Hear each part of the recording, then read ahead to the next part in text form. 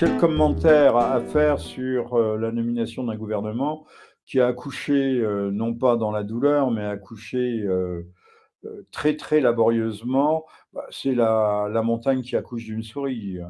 Il y a 2 républicains, le 1er ministre et le ministre de l'intérieur, qui a de quantité de bonnes intentions, mais si on lui demande de courir le 100 mètres avec, des gueuses, de fonte attachées aux pieds, il aura du mal. Si tout le monde lui met des bâtons dans les roues, lui glisse des peaux de banane, l'empêche de travailler, et l'administration s'y entend. Enfin, c'est pas l'administration du ministère de l'Éducation nationale, mais il doit y avoir des fortes têtes, réticentes et puis, l'administration a été noyautée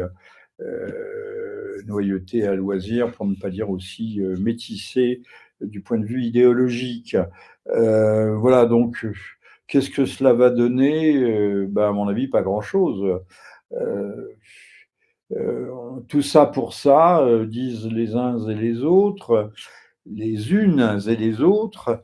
Oui, c'est, heu, déjà, 50 jours pour trouver un premier ministre, 10 jours, 15 jours, pour constituer un gouvernement. Maintenant, il va y avoir la discussion du budget qui sera le premier gros obstacle, que ce gouvernement aura beaucoup, beaucoup de mal à franchir. De toute façon, un gouvernement est élu pour gouverner, c'est-à-dire pour faire. S'il ne peut pas faire passer de loi, en dehors du 49-3, qui a mauvaise presse, il sera réduit à l'impuissance, donc il est impuissant. Pour moi, je vais vous dire, la nomination d'un nouveau gouvernement est un non-sujet. C'est un non-sujet. Tout se passe, dehors, mais on amuse les Français avec ça, comme on les a amusés avec le Tour de France, avec, le handisport, les JO,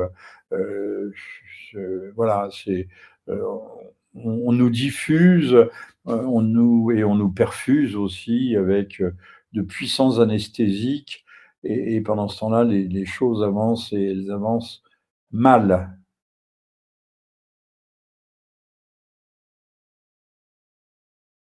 Il y a rien à attendre de Barnier. Barnier a dit qu'il était un patriote, européen. C'est l'homme qui a milité, Il est 18 heures. pour le projet de traité constitutionnel européen en 2005. C'est pour ça d'ailleurs qu'il a été nommé Premier ministre, parce qu'au fond, c'est un macronien hybride, un semi-macronien. Ces gens-là ne défendent pas l'intérêt national ou à la marge. Je ne dirais pas que ce sont strictement, des ambitieux. Oui, ce sont des ambitieux, des ambitieux pour certaines idées qui ne sont pas les nôtres.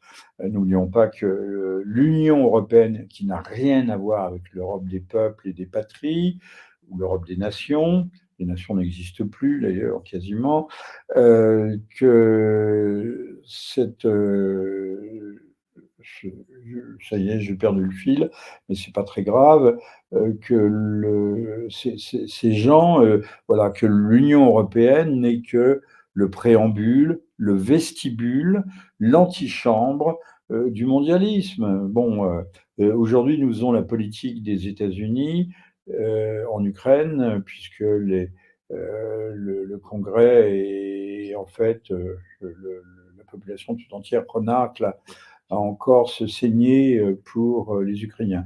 Il y a que les industries de l'armement qui sont très contentes.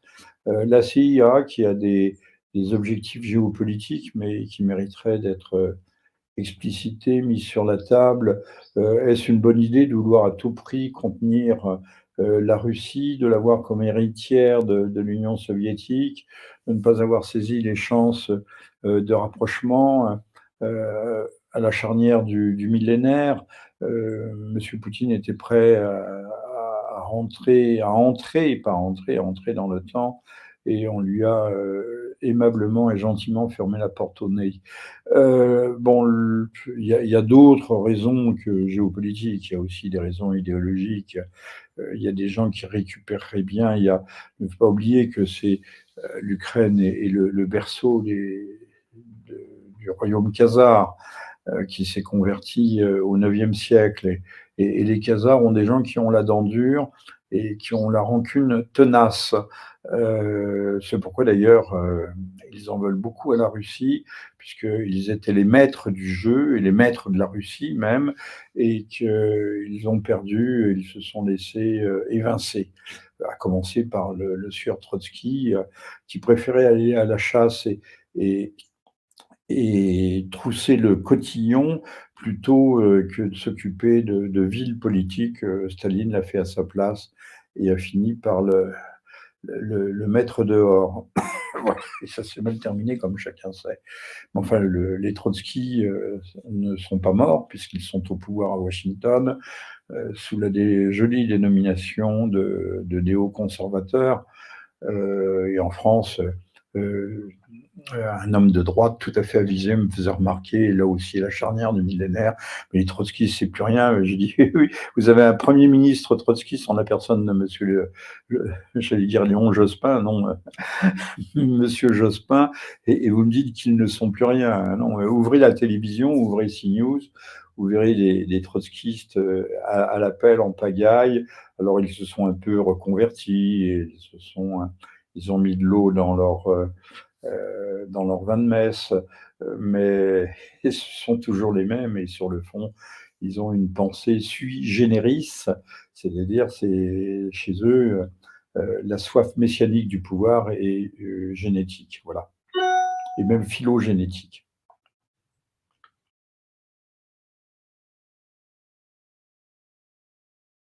Ah bah, lui-même, c'était dans la logique des choses.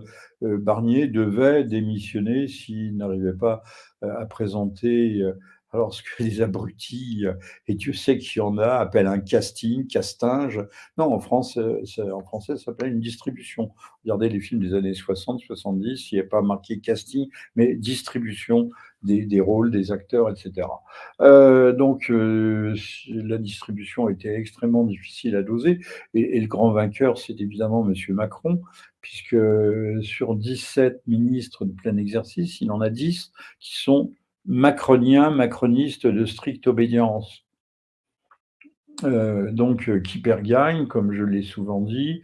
Macron est le grand perdant du cycle électoral, européenne, législative, numéro 1, numéro 2, et finalement finit par rafler la mise. Non pas que Macron soit un grand génie, soit un grand machiavélien, non, il n'y a qu'à le regarder à la clôture des Jeux paralympiques. Je crois il saute, il saute, il saute, il saute, il saute, oui, bon, il saute. Il saute sur place, je pense que c'est un grand malade, mais un grand malade habile, habile, habile, habile, et qui surtout sait s'entourer de conseillers avisés, qu'il paye avec l'argent du contribuable. Il y a quelques années, il y en avait pour presque 1 milliard, hein.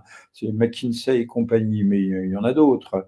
Ces gens-là ne sont pas seuls, ils ont de formidables équipes, et pas seulement leurs conseillers élyséens, qui sont des stratèges, et de réels stratèges, et qui indiquent la direction à suivre, et ce qu'il faut faire. Voilà. Alors, on l'a vu placer d'ailleurs Monsieur Séjourné en remplacement de Monsieur Breton, mais avec des prérogatives élargies. Monsieur Séjourné, qui est quand même, on dit, c'est un fidèle des fidèles. Première, je ne sais pas comment qualifier Monsieur Séjourné, mais enfin, la France est tombée affreusement bas. Nous sommes tombés au fin fond des sentines pour mettre un Séjourné comme commissaire européen. Ce qui veut bien dire que là aussi, ces gens sont des pions, ce sont des perroquets, et derrière, il y a des ventriloques qui leur disent exactement ce qu'ils doivent dire. On se moquait de Monsieur Bidin, qui bénéficie en négatif d'un ramollissement cérébral dû au vieillissement. Ça s'appelle la démence sénile, hein, ça porte un nom. Et Monsieur Séjourné, mais il bénéficiait des oreillettes. Il y a des prompteurs, des oreillettes, il y a des gens qui rédigent, il y a des gens qui pensent à la place de Monsieur Séjourné. On a mis une potiche Voilà, mais maintenant on n'a plus que des potiches, c'est ça. Et alors j'entendais des gens, Éric Dénessé d'ailleurs, qui est un type tout à fait estimable, un service, il a été mis, sur le côté puisqu'il essaye de penser. Penser est interdit.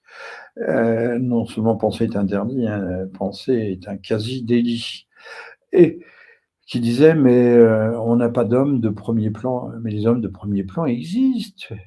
Bon sang de bois, ils existent, mais ils sont, refoulés, ils sont étouffés, ils sont asphyxiés, ils sont ignorés. Les hommes, il suffit d'aller les chercher, il suffit d'avoir des structures qui leur permettent, d'émerger.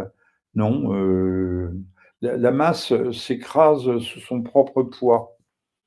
Voilà et il y a des petites coteries, des petites et de grandes mafias qui sont au pouvoir. Comme on disait aussi, heu, une des raisons pour que la guerre d'Ukraine dure et perdure, c'est que monsieur Zelensky et ses amis s'enrichissent, prodigieusement avec l'argent européen, l'argent du contribuable français, mais ça ne gêne personne et par ailleurs, c'est un carnage et on peut même parler là aussi de génocide, puisque ce sont les nouvelles classes d'âge, les jeunes classes d'âge, les gens les plus brillants, les Ukrainiens de souche, qui sont sacrifiés sur l'autel, d'une géopolitique, nauséabonde et des intérêts financiers, encore une fois, des mafias qui sont parvenues au pouvoir. Sachant que monsieur Zelensky, je le dis et je le répète, n'a aucune légalité et légitimité. Il n'y a pas eu d'élection.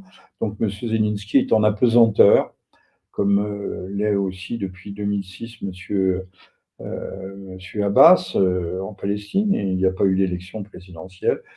Monsieur Abbas n'est rien, mais il continue à tenir la la 1re place sur le devant de la scène.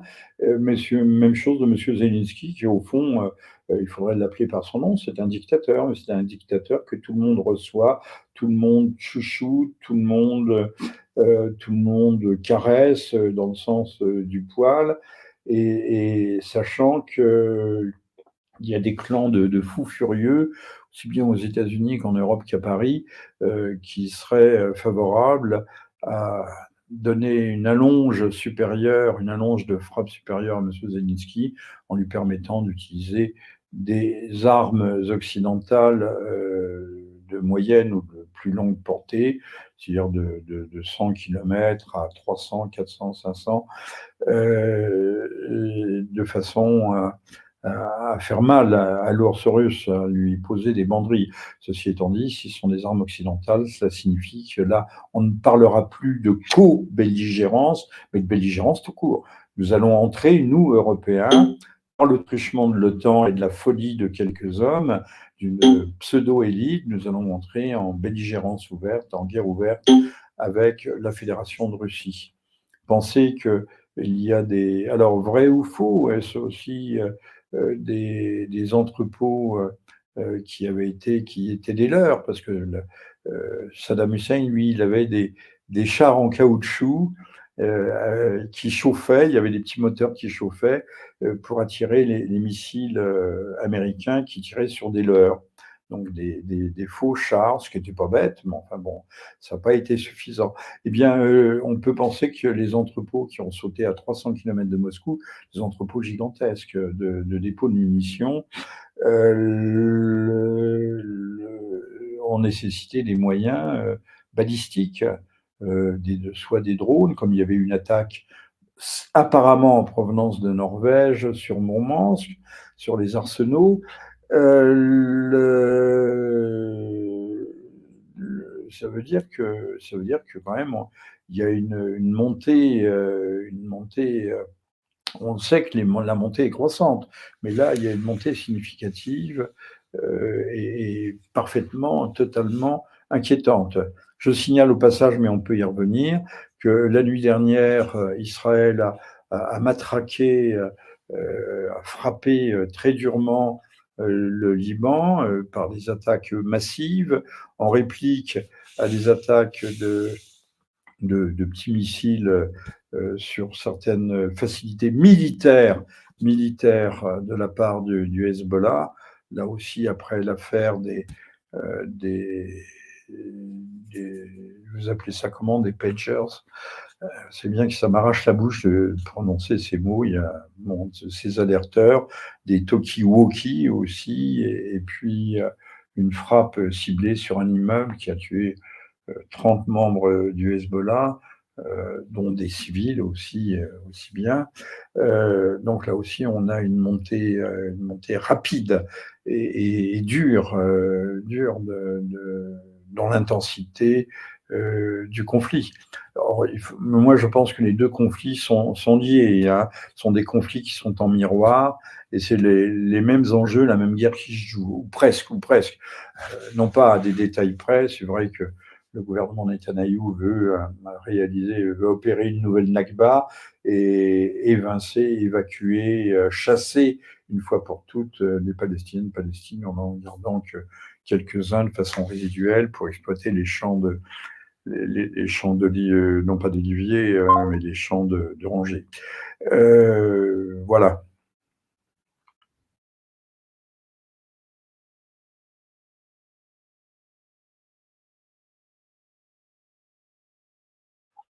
M. Moreau est mandaté, je ne dis pas payé, mais il est mandaté pour être optimiste. Et j'aimerais partager son optimisme. Les choses ne se passent pas aussi bien qu'elles pourraient se passer. Les, les forces russes grignotent dans le Donbass, mais enfin bon, pour l'instant, il n'y a rien de, il n'y a rien de décisif. Alors, sans doute attendent-ils l'élection américaine, mais là aussi, il y a des inconnus. Madame Harris est appuyée par de super équipes. Madame Harris n'est pas très bonne, mais on la rend bonne, de même que Biden a réussi à donner le change, ou presque, jusqu'au bout. Hein, les conseillers, les prompteurs, les répétitions, les experts en communication ne sont pas là pour les chiens. Madame Harris aussi n'est qu'une élégante poupée, en quelque sorte.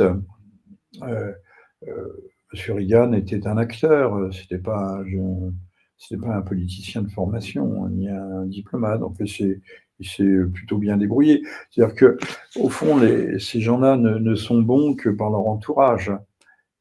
Encore faut-il savoir s'entourer. Ça, toute la question est là. Apparemment, M. Macron est entouré d'experts en coups tordus, en coups fourrés. Voilà.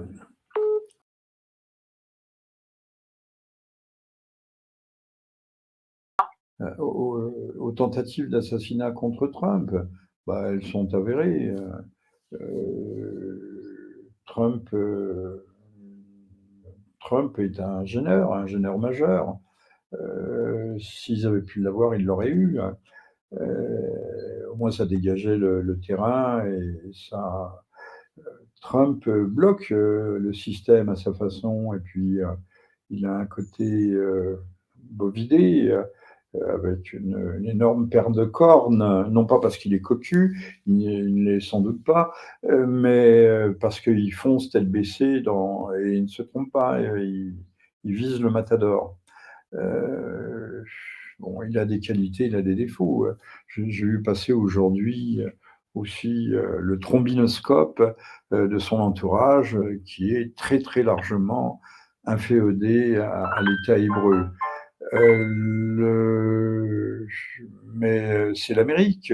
L'Amérique est messianique. Il ne faut pas oublier aussi qu'elle se considérait comme une terre de promission, une nouvelle terre promise, que les calvinistes, presbytériens, adventistes et autres qui ont fondé l'Amérique étaient des calvinistes, c'est-à-dire sont des chrétiens, mais autre chose que des chrétiens, sont des judéo-chrétiens. C'est pour ça qu'on peut parler fortement de judéo-protestants. Israël est le 51e État, à moins que ce soit l'État numéro 1 qui dirige l'Amérique. Donc, n'essayons pas de comprendre l'Amérique avec nos propres critères, nos propres valeurs, nos propres principes, notre propre grille de lecture. surtout pas. Maintenant, Trump apparaît comme un homme qui veut faire cesser la guerre. Il faut lui le créditer de cela et jusqu'à plus ample informé, jusqu'à vérification par les faits et donc se dire que là aussi, le Kremlin attend peut-être de voir ce qui va advenir.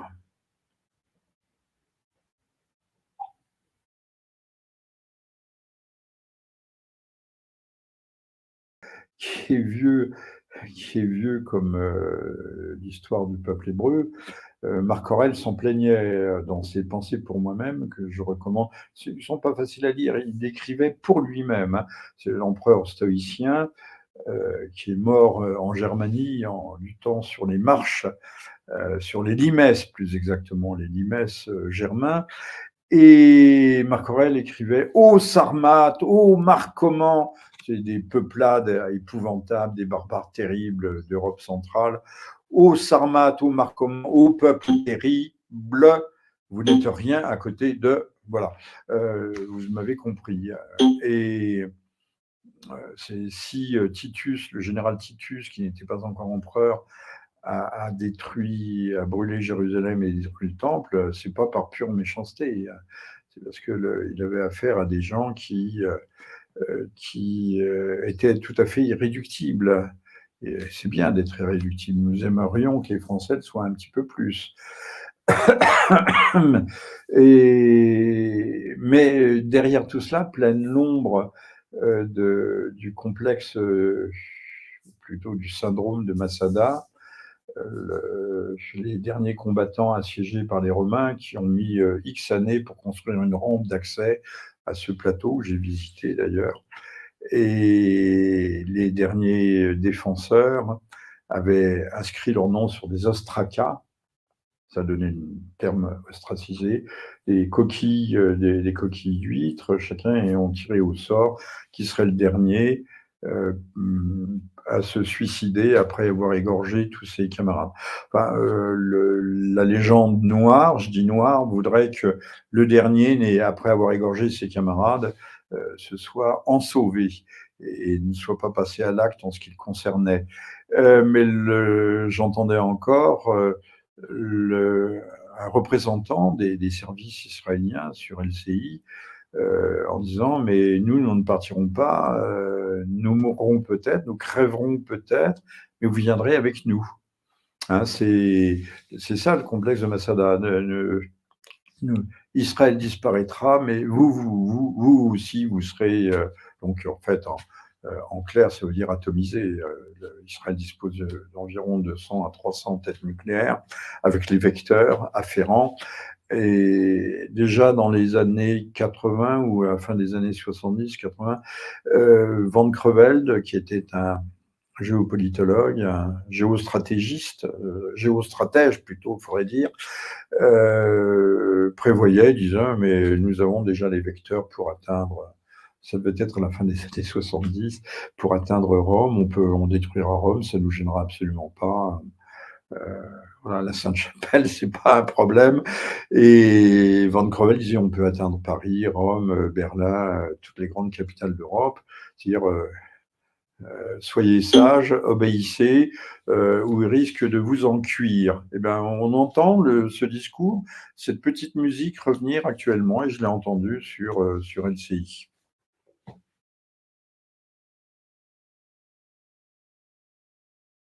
Ben, pourquoi voulez-vous qu'il y ait quelque chose de réjouissant? Ouvrons les yeux.